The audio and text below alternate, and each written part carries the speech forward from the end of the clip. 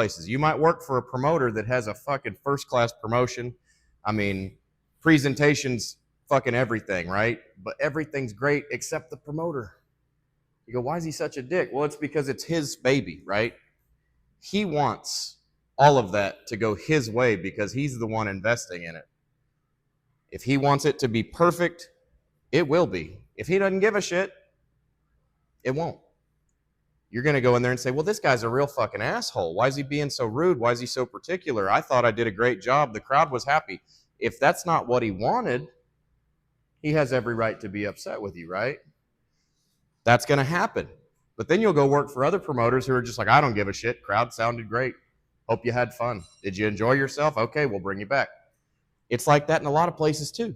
I'm usually the one that's just like, don't ask me stupid questions. I told you what I wanted. And then you go out there, you deliver, and then you say, how was it? And I'm going to tell you the truth. I didn't fucking watch it, bro. I'm busy. But when the fucking, the worst question you can be asked is, what'd you think?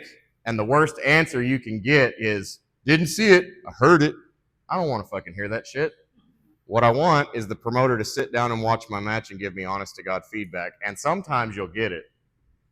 I'm that guy that'll tell you to your face, hey, obviously I didn't have time to watch your stuff, but I go home after the event and I watch the taping because I don't necessarily want to know what it looks like live. I want to see what it looks like on camera.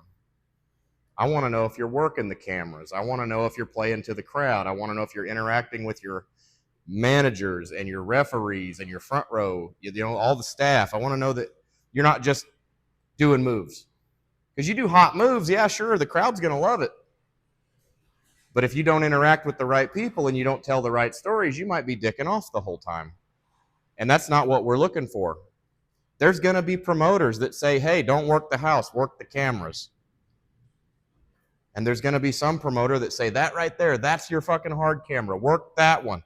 But everywhere else you go, you're so used to working with a roaming camera. So you put a guy in a chin lock and you're looking for the guy because you know he's going to zoom in on that motherfucker to sell. And it's hard to go to different places and be told different things because they don't mix well with what you've learned in the past.